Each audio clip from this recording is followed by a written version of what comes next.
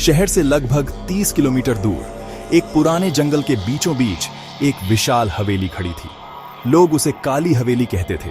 4 मंजिला ऊंची वह हवेली आज भी वैसी ही खड़ी थी जैसी 100 साल पहले थी, लेकिन उसकी दीवारों पर उगी काई, टूटी खिड़कियां और हमेशा जलती बुझती अजीब सी रोशनी ने उसे डरावना बना दिया था। गांव वाले कहते थे कि वहां रात को औरतों की चीखें सुनाई देती हैं, कभी कभी बच्चों के रोने की आवाजें भी। लेकिन अजीब बात यह थी कि हवेली में कभी कोई रहता ही नहीं था। कई लोगों ने अंदर जाने की कोशिश की, लेकिन या तो वे वापस नहीं लौटे या लौटे तो पागल हो गए। गांव के बुजुर्गों की मान्यता थी कि हवेली शापित है। अर्जुन एक जिज्ञासु पत्रकार था। उसकी आदत थी कि वह अंधविश्वासों की सच्चाई ढूंढे। जब उसने काली हवेली की कहानियां सुनी तो उसने तय कर लिया कि वह इस रहस्य को उजागर करेगा। उसके दोस्त और परिवार ने बहुत समझाया, मत जा अर्जुन, वहां जो गया है वो कभी सही सलामत नहीं लौटा।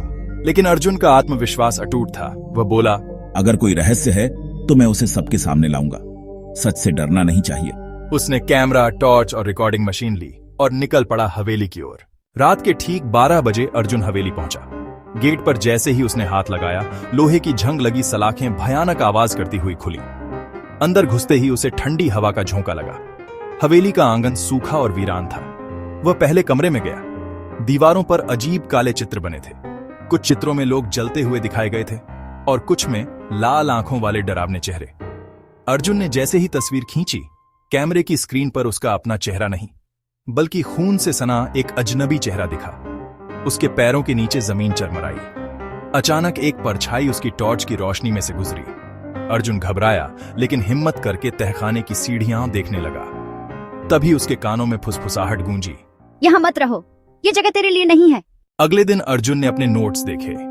कैमरे की रिकॉर्डिंग में सचमुच अजीब परछाइयां दिख रही थीं, लेकिन वह इसे संयोग मान बैठा और दूसरी रात फिर हवेली गया। इस बार उसने सीधे तहखाने का दरवाजा खोला। अंधेरा गहरा था। जैसे ही वह नीचे उतरा, उसे लगा कोई पीछे पीछे चल रहा है। उसने टॉर्च घुमाई, पर वहां कोई नहीं था। अचानक कमरे में बंद दरवाजे अपने आप खुल गए और अंदर से बच्चों की रोने की आवाज आने लगी। अर्जुन कांप गया, लेकिन उसने कदम आगे बढ़ाए। तहखाने के एक कोने में उसे एक पुरानी डायरी मिली। उस पर खून जैसे धब्बे थे। उसने पढ़ना शुरू किया। हम सबको यहाँ जिंदा गाड़ दिया गया है। यह हवेली हमारी कैद है। हमारी आत्माएं बाहर नहीं जा सकती। जो भी यहाँ आएगा उसे भी हमारे साथ रहना होगा। जैसे ही अर्जुन ने ये पढ़ा, उसके चारों ओर धुंध बनकर आकृतियां खड़ी हो गईं। एक आकृति उसके पास आकर बोली, तू हमें आजाद कर सकता है, लेकिन इसकी कीमत तेरी जिंदगी होगी। अर्जुन ने और गहराई से डायरी पढ़ी। उसमें लिखा था कि हवेली के मालिक ठाकुर रघुवीर सिंह थे, जो तांत्रिक विद्या में विश्वास करते थे।